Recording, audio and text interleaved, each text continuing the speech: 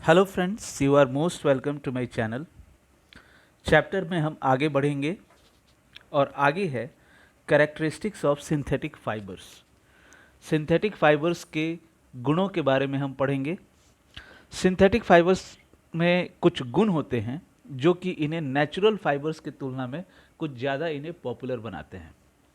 तो इन्हीं कुछ खास गुणों के बारे में हम यहाँ पढ़ेंगे। So let's begin. Imagine that it is a rainy day. What kind of umbrella would you use and why? Synthetic fibers possesses unique characteristics which make them popular dress materials. They dry up quickly, are durable, less expensive, readily available and easy to maintain. आप सोचिए कि बरसात का दिन है और बारिश के दिन आप किस तरह का छाता लेना इस्तेमाल करना पसंद करेंगे। आप कभी छाता को आप देखिएगा, छाता के ऊपर जो कपड़ा लगा हुआ रहता है वो सिंथेटिक फाइबर से बना हुआ कपड़ा होता है। तो चूंकि वो पानी कम एब्जॉर्ब करता है, आसानी से पानी निकल जाता है, इसलिए हम लोग सिंथेटिक फाइबर से बना हुआ कपड़े का जो छाता होता है वो हम लेना ज़्यादा पसंद करेंगे। सिंथेटिक फाइबर्स में कुछ खास ऐसे गुण होते हैं जिन गुणों के कारण उन्हें इस्तेमाल किया जाता है कुछ खास ड्रेस मटेरियल्स बनाने के लिए, वो हम आगे पढ़ेंगे। अब ये उनके जो कुछ खास गुण हैं वो क्या हैं, तो वो है वो आसानी से सूख जाते हैं, मजबूत होते हैं, सस्ता होते हैं, आसानी से उपलब्ध हो जाते हैं और उनका रख रखाव करना आसान होता है, उनका रख रखाव में खर्चा कम होता है।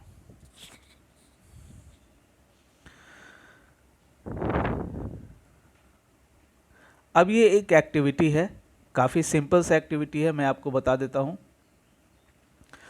आप दो कपड़ा लीजिए, एक कपड़ा सिंथेटिक फाइबर से बना हुआ होना चाहिए और एक कपड़ा होना चाहिए नेचुरल फाइबर से बना हुआ। 2 मग पानी लीजिए, दोनों कपड़े का साइज़ बराबर होना चाहिए और इस एक्टिविटी में बोल रहा है आपको हाफ स्क्वायर मीटर का साइज़ होना चाहिए। तो दोनों बराबर बराबर साइज़ का कपड़ा होना चाहिए। 2 मग पानी लीजिए, दोनों मग में बराबर मात्रा में पानी होना चाहिए। एक मग में सिंथेटिक फाइबर वाला कपड़ा डाल दीजिए और दूसरे मग में नेचुरल फाइबर वाला कपड़ा डाल दीजिए। दोनों को 5 मिनट तक आप उसको मग के अंदर में छोड़ दीजिए। 5 मिनट के बाद दोनों को आप निकाल करके आप धूप में डाल दीजिए, उसको धूप में दोनों को फैला दीजिए। अब चेक कीजिए कि मग में कौन से मग में ज़्यादा पानी बचा हुआ है। कंपेयर कीजिए कि दोनों मग में से किस में ज़्यादा पानी है, किस में कम पानी है।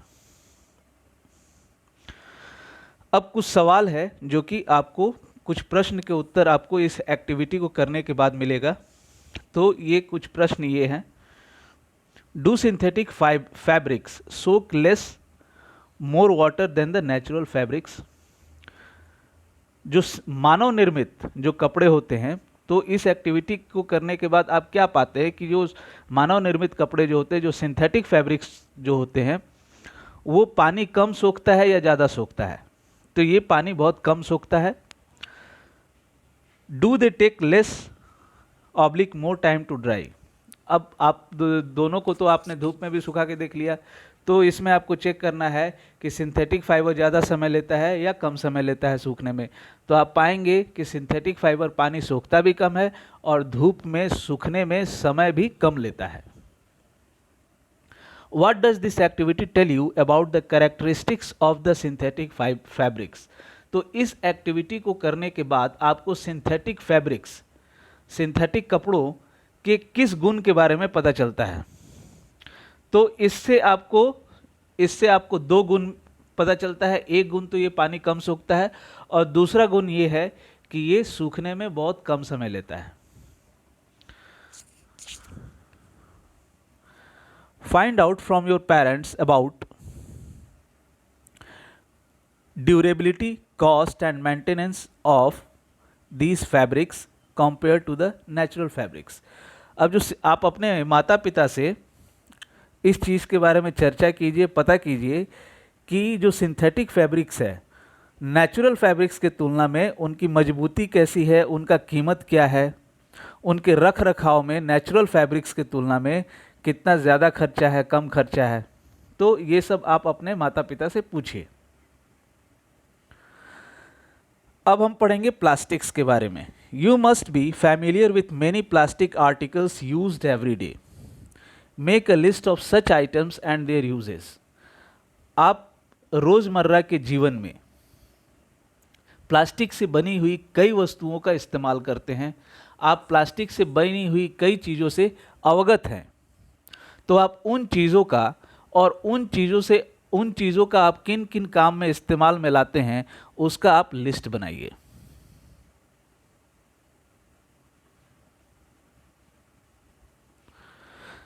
Plastic is also a polymer like the synthetic fibre. Plastic भी सिंथेटिक फाइबर की तरह ही एक पॉलीमर है। All plastics do not have the same type of arrangement of units. In some it is linear, whereas in others it is cross-linked. Plastic articles are available in all possible shapes and sizes, as you can see in figure 3.7.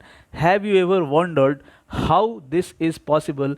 The fact is that plastic is easily moldable, that is, can be shaped in any form. Plastic can be recycled, reused, colored, melted, rolled into sheets or made into wires. That is why it finds such a variety of uses. अब इस paragraph में ये बता रहा है कि plastic भी एक प्रकार का पॉलीमर है सिंथेटिक फाइबर की तरह।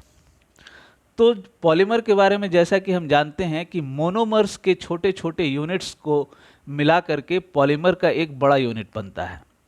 तो जैसा कि ये भी पॉलीमर है, तो इसमें भी मोनोमर्स के अरेंजमेंट्स हैं। तो ये दो प्रकार के अरेंजमेंट्स हैं। ये पहला वाला है लीनियर और दूसरा है आपको क्रॉस लिंक्ड। ये है आपको छोटा छोटा मोनोमर्स है, ये मोनोमर्स है। तो दूसरे वाले में बी में ये क्रॉस लिंक्ड है और पहले वाले में ये लीनियर है।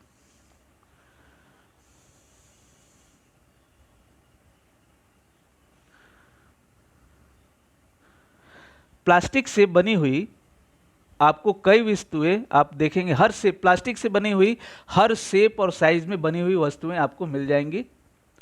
ये फिगर 3.7 में आप देखिए चेयर है, बकेट है, टम्बलर है, खिलौना है। तो ये आपको हर शेप और साइज में आपको प्लास्टिक से बनी हुई वस्तुएं मिल जाएंगी। कभी आपने सोचा है कि ये ऐसा संभव क्यों है? तो इसके पीछे खास वजह यह है कि प्लास्टिक जो है उसको किसी भी शेप में ढाला जा सकता है।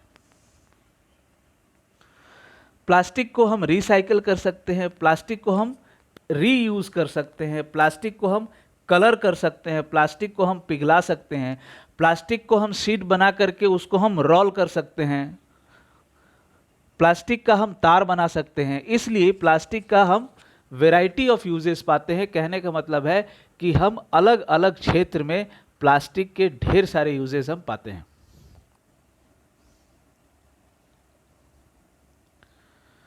अब है इसके बाद पॉलीथीन, पॉली प्लस एथीन, जैसा कि यहां ब्रैकेट में है, is an example of a plastic. Polythene भी प्लास्टिक का ही एक उदाहरण है। It is used for making commonly used polythene bags. Polythene को हम लोग सामान्यतः पॉलीथीन बैग्स बनाने के लिए इस्तेमाल करते हैं। Now try to bend a piece of plastic yourself. Can all the plastic articles be bent easily. आप प्लास्टिक की चीज, किसी प्लास्टिक के कोई चीज को आप लीजिए और उसको मोड़ने का प्रयास कीजिए, क्या वो आसानी से मुड़ जाता है? You will observe that some plastic articles can bend easily while some break when force to bend. आप पाएंगे कि कुछ प्लास्टिक से बनी हुई वस्तुएं तो आसानी से मुड़ जाएंगी, लेकिन कुछ प्लास्टिक से बनी हुई वस्तुएं अगर उस पर आप ज़्यादा दबाव देंगे, ज़्यादा फोर्स देंगे, ज़्यादा जोर से उसको बेंड करेंगे, मुड़ेंगे, तो वो टूट जाएगा।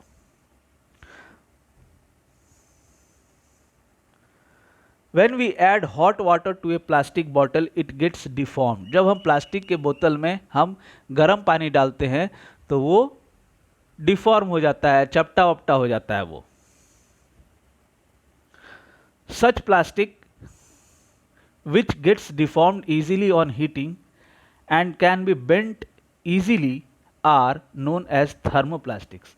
तो जिन प्लास्टिक को हम आसानी से गर्म करके उसको हम डिफॉर्म कर सकते हैं, मतलब उसको हम बदसूरत बना सकते हैं, उस या फिर हम उसको आसानी से गर्म करके मोड़ सकते हैं, उस तरह के प्लास्टिक्स को हम थर्मोप्लास्टिक्स कहते हैं। Polythene and PVC are some of the examples of thermoplastics. Polythene और पीवीसी कुछ थर्मोप्लास्टिक्स के उदाहरण हैं। These are used for manufacturing toys, combs and various types of containers। और ये जो थर्मोप्लास्टिक्स हैं, इसका हम लोग खिलौने बनाने में, कंघी बनाने में, और बहुत सारे बर्तन कुछ कुछ रखने की चीज़ें होती है, जैसे टिफ़िन हो गया, टिफ़िन बॉक्स हो गया, प्लास्टिक के टिफ़िन बॉक्स होते हैं, तो प्लास्टिक के कुछ कुछ बर्तन बनाने के लिए हम लोग इस्तेमाल करते हैं थर्मोप्लास्टिक्स का। On the other hand, there are some plastics which when molded ones cannot be softened by heating। अब यहाँ पे ये दूसरे प्रकार का प्लास्टिक है जिसको हम थर्मोसेटिंग प्लास्टिक्स कहते हैं। ये जो प्लास्टिक है, ये एक बार अगर इसको किसी शेप में ढाल दिया गया है तो इसको आसानी से गर्म करके हम इसको मुलायम नहीं कर सकते। टू एग्जाम्पल्स आर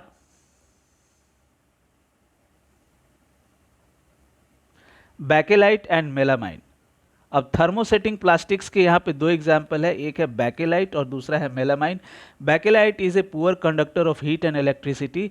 बैकेलाइट, इसका ये गुण होता है कि ये पुअर कंडक्टर होता है हीट और इलेक्ट्रिसिटी के लिए।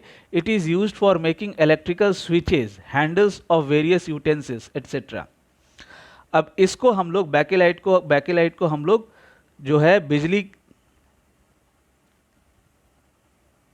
की स्विचेस, इलेक्ट्रिकल स्विचेस, और हमारे किचन में बहुत सारा बर्तन है जैसे कि प्रेशर कुकर का बर्तन, और उसका जो हैंडल होता है वो मेलामाइन से बनता है।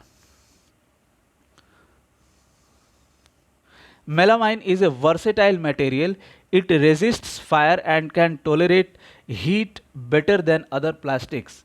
मेलामाइन वर्सेटाइल है, कहने का मतलब है कि इसका बहुत सारे क्षेत्र में इसका इस्तेमाल किया जाता है और इसका काफ़ी यूज़ है।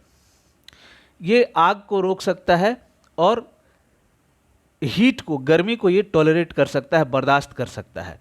किसी और प्लास्टिक के तुलना में ये गर्मी को ज़्यादा अच्छा बर्दाश्त कर सकता है और आग को रोक सकता है। It is used for making floor tiles, kitchen ware and fabrics which resist fire. हम लोग मेलामाइन का इस्तेमाल फ्लोर टाइल्स बनाने के लिए, किचन वेयर, किचन में जो कुछ किचन का जो सामान होता है, जैसे किचन का कुछ बर्तन होता है, उसको बनाने के लिए हम लोग मेलामाइन का इस्तेमाल करते हैं। और हम लोग कपड़े बनाते हैं जो कि आग को रोक सके, जिन कपड़ों में आग ना लगे, तो इस तरह की चीज़ों को बनाने के लिए हम लोग मेलामाइन का इस्तेमाल करते हैं। Figure 3.8 shows the various uses of thermoplastics and thermosetting plastics. यहाँ फिगर 3.8 में आपको दिया हुआ है, ये है थर्मोसेटिंग प्लास्टिक से बनी हुई चीज़ें, जैसे इलेक्ट्रिकल स्विचेज हो गया है यहाँ पे, और ये है थर्मोप्लास्टिक से बनी हुई चीज़ें।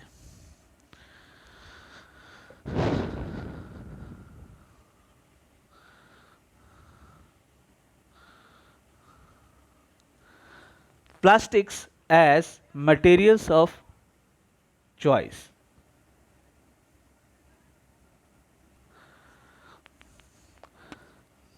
प्लास्टिक हमारे लिए एक विकल्प पदार्थ है। कहने का मतलब है कि कुछ ऐसे काम में प्लास्टिक का जगह नहीं लिया जा सकता है, इसीलिए हम लोग प्लास्टिक को पूरा अवॉइड नहीं कर सकते हैं। प्लास्टिक के इस्तेमाल को हम कम कर सकते हैं, लेकिन पूरा ही बिना प्लास्टिक के हम नहीं जी सकते हैं।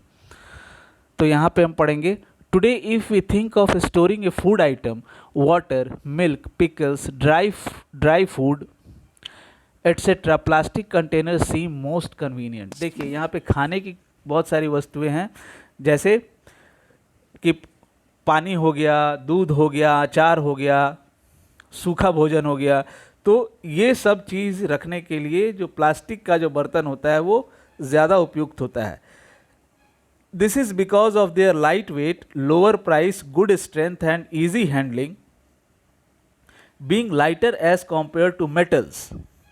Plastics are used in cars, aircrafts, and spacecrafts too. The list is endless if we start counting articles like sleepers, furnitures, decoration pieces, etc. अब प्लास्टिक हमारे लिए अच्छा क्यों है? तो प्लास्टिक हल्का होता है, प्लास्टिक का कीमत कम होता है, उसमें मजबूती अच्छा होता है, और वो चूँकि हल्का होता है और इसलिए उसको लेके जाना एक जगह से दूसरे जगह आसान होता है। हल्का होने के चलते ये मेटल की तुलना में ये हल्का होने के कारण प्लास्टिक्स को कार में, एयरक्राफ्ट में, स्पेसक्राफ्ट में भी इसका इस्तेमाल किया जाता है। अगर हम लिस्ट बढ़ाएंगे तो ये लिस्ट ख़त्म नहीं होने वाला है। जैसे कि चप्पल भी प्लास्टिक से बनता है, फर्नीचर भी प्लास्टिक से बनता है, कई डेकोरेशन की कई चीज़ें प्लास्टिक से बनती हैं। Now let us discuss the characteristic properties of plastics. चलिए अब हम प्लास्टिक्स के कुछ गुण के बारे में हम पढ़ते हैं, जो खास गुण है इनके।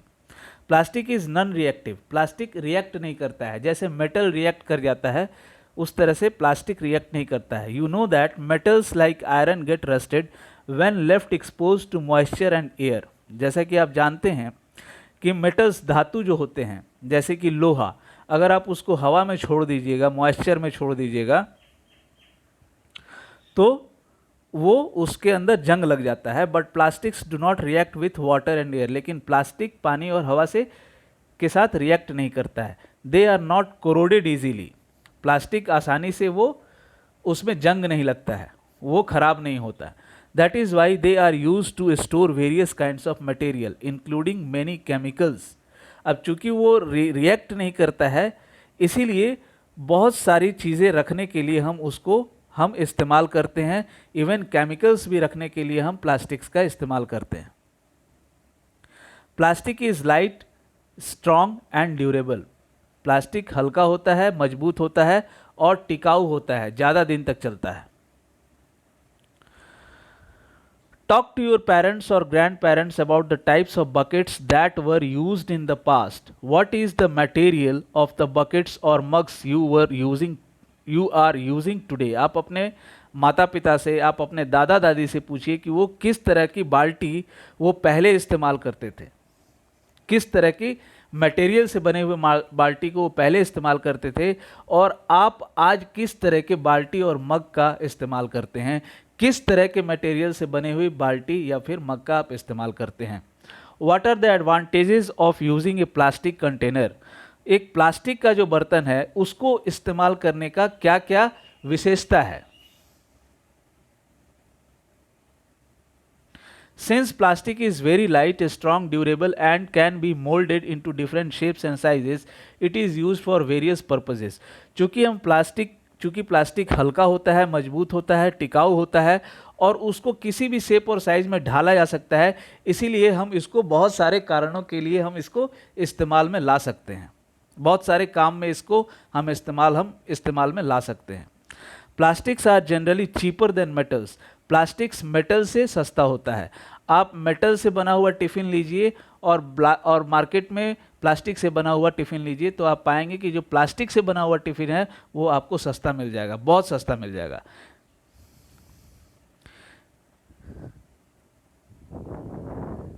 दे are widely used in industry and for household articles. Plastics बहुत ज़्यादा मात्रा में इंडस्ट्री में यूज़ होता है और घर की वस्तुओं को बनाने के लिए इस्तेमाल में लाया जाता है।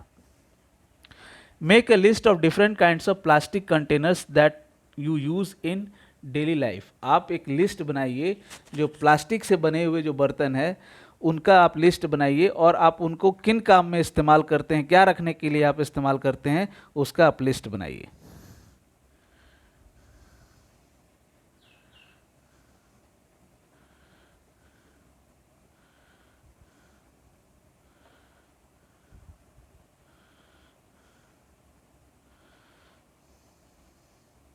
Plastics are poor conductors. Plastics ये पुअर कंडक्टर होते हैं। कहने का मतलब है कि प्लास्टिक जो है इसके थ्रू इलेक्ट्रिकल करंट पास नहीं होता है। You have learnt about the plastics are poor conductors of heat and electricity. Plastic heat और इलेक्ट्रिसिटी का पुअर कंडक्टर होता है, मतलब इसमें से आसानी से हीट और इलेक्ट्रिसिटी पास नहीं होता है। That is why electrical wires have plastic covering and handles of screwdrivers are made of plastic. इसीलिए जो तार होते हैं, तार के ऊपर प्लास्टिक का कवरिंग होता है, क्योंकि ये पुअर कंडक्टर होता है हीट और इलेक्ट्रिसिटी के लिए। और जो स्क्रू ड्राइवर का जो हैंडल होता है वो भी प्लास्टिक से बना होता है। As mentioned above, handles of frying pans are also made of plastic. Kitchen में जो फ्राइंग पैन्स होता है उसका भी जो हैंडल होता है वो प्लास्टिक से बना होता है।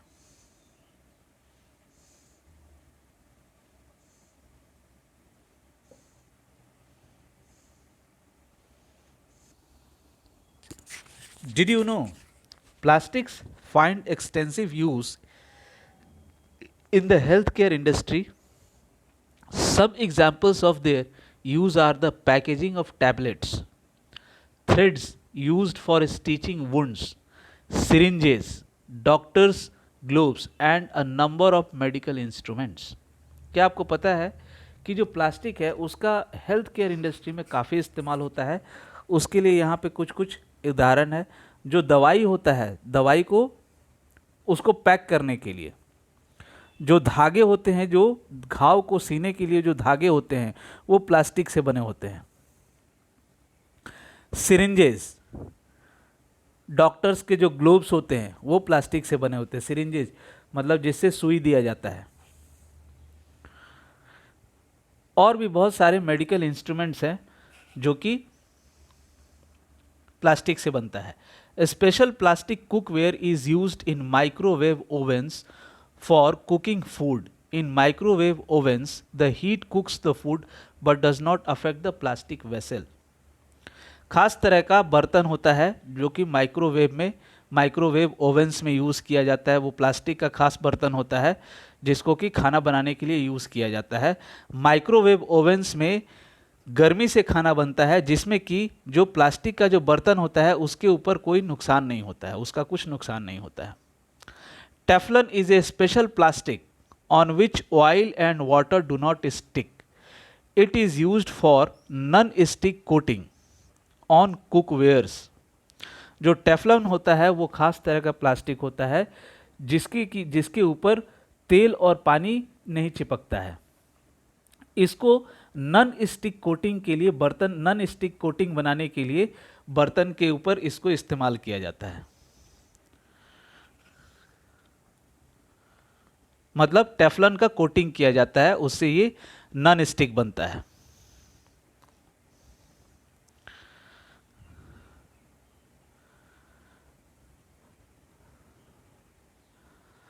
Fire proof plastics, although synthetic fibre catches fire easily, it is interesting to know that the uniforms of firemen have coating of melamine plastic to make them flame resistant. हम पढ़ चुके हैं कि सिंथेटिक फाइबर आसानी से आग पकड़ लेता है। उसके बावजूद भी एक इंटरेस्टिंग फैक्ट ये है कि जो फायरमैन का जो यूनिफॉर्म होता है उसके ऊपर मेलामाइन का कोटिंग होता है। जो आग बुझाने वाले जो लोग होते हैं वो उनके जो कपड़े होते हैं उसके ऊपर मेलामाइन का कोटिंग होता है, और उस मेलामाइन के कोटिंग होने से जो आग है उनके कपड़ों में आग नहीं लगते हैं।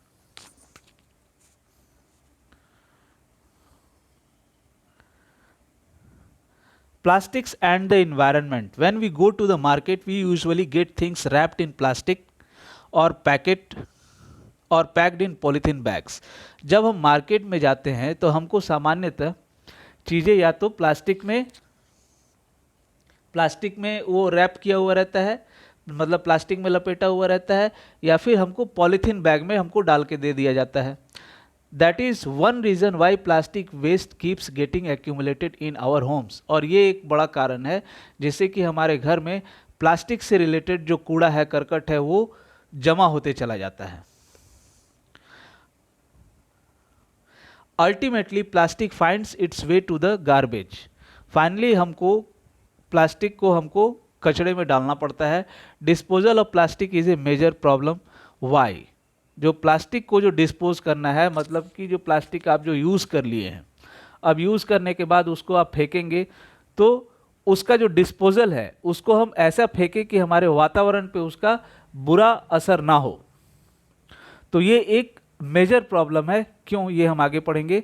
अ material which gets decomposed through natural processes such as action by bacteria is called biodegradable.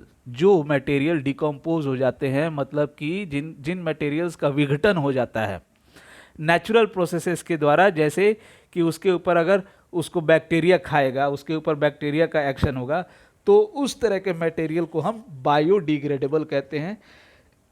A material which do not easily decomposed by natural processes is termed non biodegradable. और जो मटेरियल का विघटन नहीं हो पाता है नेचुरल प्रोसेसेस के द्वारा, तो उनको हम नॉन बायोडिग्रेडेबल कहते हैं। कहने का मतलब है जिन मटेरियल्स के ऊपर जो माइक्रो ऑर्गेनिजम्स हैं, जो बैक्टीरिया है, उनका असर नहीं होता है, जिन मटेरियल्स को ये माइक्रो ऑर्गेनिज्म खा नहीं पाते हैं, उनको हम कहते हैं नॉन बायोडिग्रेडेबल।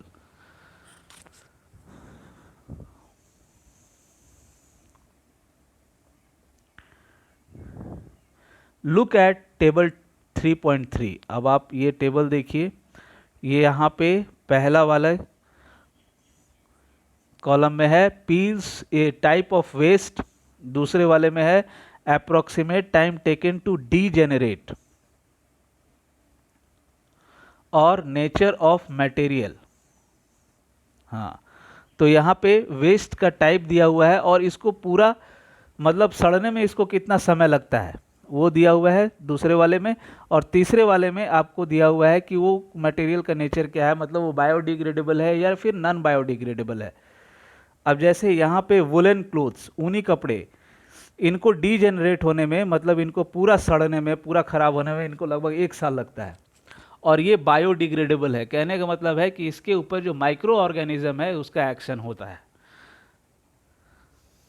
अब यहाँ प्लास्टिक बैग है, ये नॉन बायोडिग्रेडेबल है और इसको सड़ने में कई साल लगते हैं, मतलब 500 साल से भी ज़्यादा लगते हैं। तो इस लिस्ट के मुताबिक आप देखेंगे 100 से 500 साल जिसको डीजेनरेट होने में समय लगता है, वो नॉन बायोडिग्रेडेबल के लिस्ट में आ गया है। 100 से 500 साल और या फिर उससे भी ज़्यादा।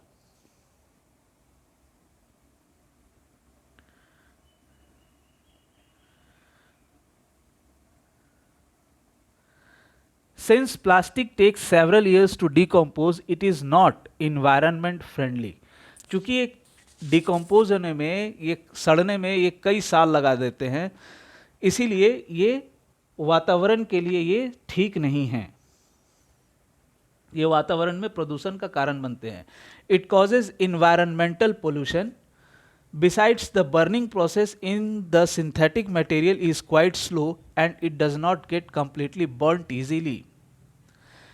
ये प्लास्टिक से ये डिकम्पोज नहीं होता है, जिसके कारण ये क्या होता है कि ये हमारे वातावरण में प्रदूषण फैलाते हैं।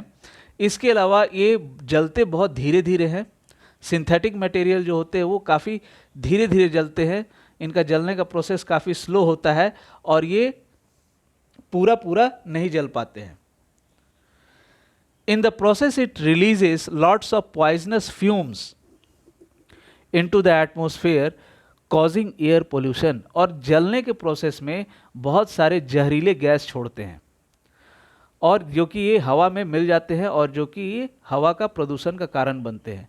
How can this problem B solved? अब इस प्रॉब्लम को हम कैसे सॉल्व कर सकते हैं?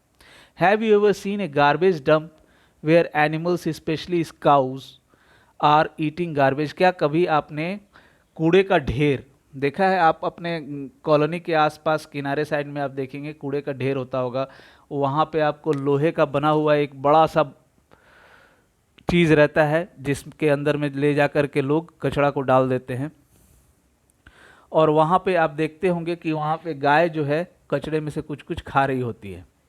In the process of eating the food waste they food waste, they swallow materials like polythene bags and wrappers of food. अब खाने के चक्कर में वो क्या है कि प्लास्टिक से बनी हुई चीज़ें कुछ उसको निगल लेते हैं। Can you imagine the consequences, क्या आप जानते हैं इसका क्या दुष्परिणाम है इसका?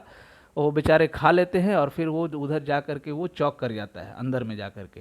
The plastic material chokes the respiratory system of these animals और forms a lining in their stomachs and can be the cause of their deaths. अब ये क्या करता है कि जो प्लास्टिक वो खाने को ढूंढते ढूंढते जब वो प्लास्टिक निकल जाते हैं तो उनके रेस्पिरेटरी सिस्टम में वो जा करके वो चौक कर जाता है, वो जाम हो जाता है वहाँ पे लाइनिंग बना देता है उनके स्टमक में और इससे उनका डेथ भी हो सकता है। The polybags carelessly thrown here and there are responsible for clogging the drains too. अब जो हम लोग पॉलीबैग्स इधर उधर केयरलेसली फेंक देते हैं तो वो क्या होता है कि वो ड्रेन में चला जाता है और ड्रेन में जा करके वो ड्रेन को जाम कर देता है, ड्रेन को जाम कर देता है और जा करके पानी वहाँ पे इकट्ठा हो जाता है। Sometimes we are very careless and throw the wrappers of chips, biscuits and other eatables on the road or in parks or picnic places. Should we not think twice before doing so? कभी कभी हम लोग लापरवाही से क्या करते हैं कि जो रैपर्स होते हैं चिप्स के जो रैपर्स होते हैं, जो बिस्किट्स के जो रैपर्स होते हैं और जो दूसरे जो खाने की जो चीज़ें होती है जो प्लास्टिक से जो पैक्ड होती हैं उनको हम रोड्स पे या फिर इधर उधर पार्क में या फिर पिकनिक प्लेसेस पे फेंक देते हैं।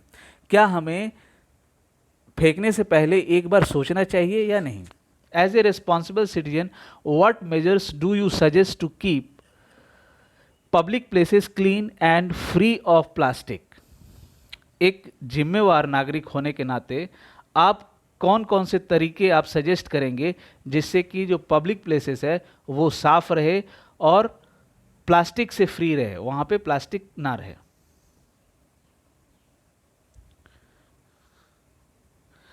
Avoid the use of plastics as far as possible, जितना हो सके आप प्लास्टिक के इस्तेमाल को कम कीजिए।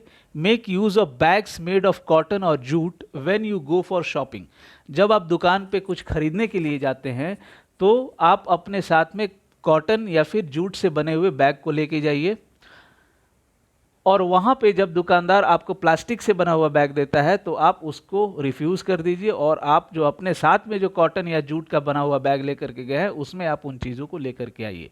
The biodegradable and non biodegradable wastes should be collected separately and disposed of separately.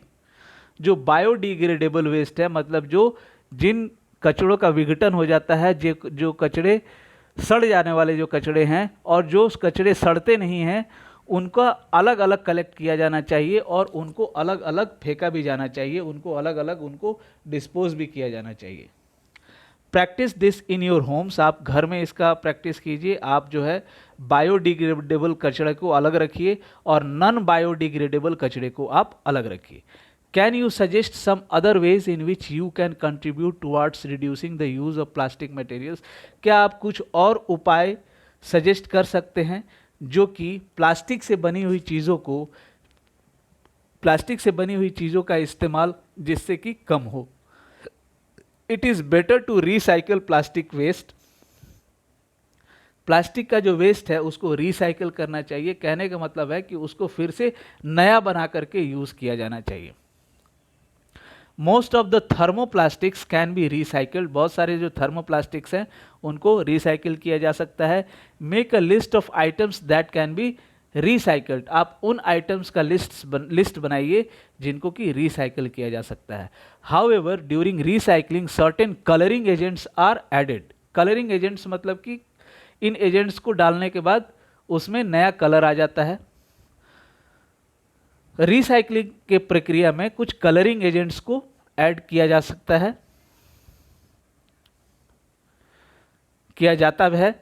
This limits it's usage specially for storage of food. अब इससे क्या होता है कि हम अन्य चीज़ों में अगर हम प्लास्टिक का इस्तेमाल कम कर देते हैं तो जैसा कि हम जानते हैं कि खाने की चीज़ों को स्टोर करने के लिए हम लोगों को प्लास्टिक के बर्तन की आवश्यकता होती है। खाने की चीज़ों को एक जगह से दूसरी जगह ले जाने के लिए, जैसे कि घर में बच्चों का हम टिफ़िन का इस्तेमाल करते हैं तो प्लास्टिक का टिफ़िन हम देते हैं, उसके लिए बच्चों को ले जाना आसान होता है। तो इससे क्या होता है कि प्लास्टिक का यूज़ जो है हमारा केवल जो है फूड के स्टोर करने तक लिमिट हो जाता है।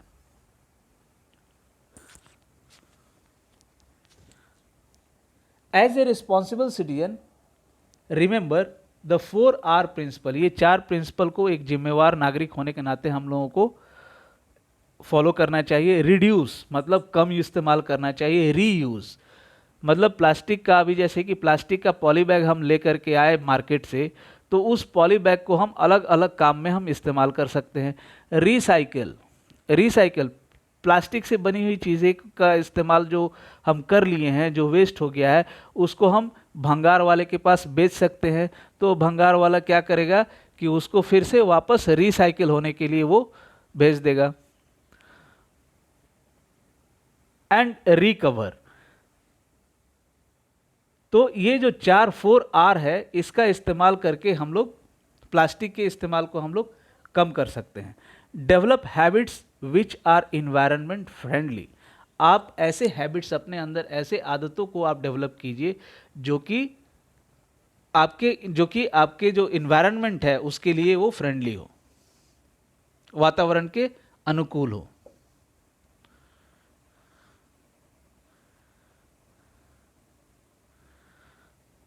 फाइबर वाइज, अब ये क्या है,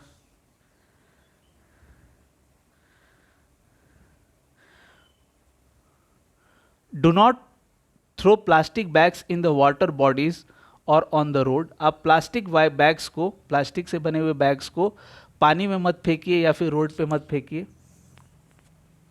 take a cotton carry bag और a jute bag while going for shopping. जब आप शॉपिंग के लिए जा रहे हैं तो कॉटन का बैग लीजिए या फिर जूट का बैग ले लीजिए। Try to minimise the use of plastic materials. Example, use a steel lunch box instead of a plastic one. Lunch box जो है, आप प्लास्टिक की जगह पे आप स्टील लंच बॉक्स का इस्तेमाल कीजिए। तो ये चैप्टर खत्म हो गया। Thanks for listening. कृपया वीडियो को लाइक कीजिए, शेयर कीजिए, सब्सक्राइब कीजिए और मेरे वीडियो शॉर्ट्स को फॉलो कीजिए।